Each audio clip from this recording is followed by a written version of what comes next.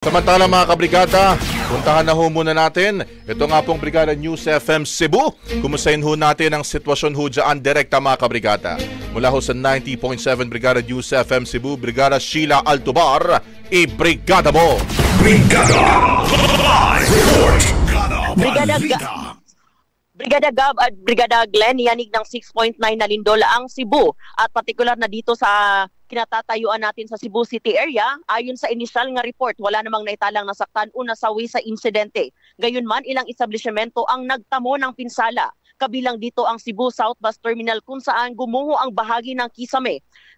Samantala, patuloy namang nagsasagawa ng assessment ang mga otoridad upang masuri ang lawak ng pinsala at matiyak ang kaligtasan ng publiko.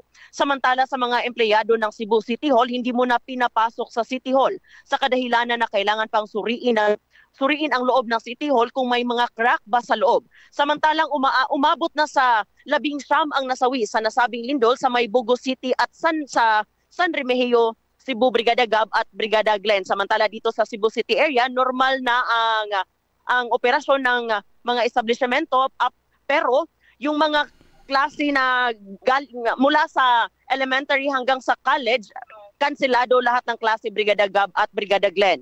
Brigada Sheila, sa mga oras na ito, may nararamdaman pa ba kayo mga aftershock sapagkat sabi ng FIVOX, maaring tumagal yan sa mga susunod pang araw o linggo?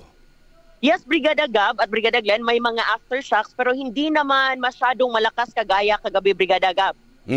At yung mga presensya ng mga rescuers natin dyan, bagamat ang epicenter nga ay nasa Bugo City, kamusta naman yung pagdating ng mga tulong mula sa iba't ibang mga rehiyon?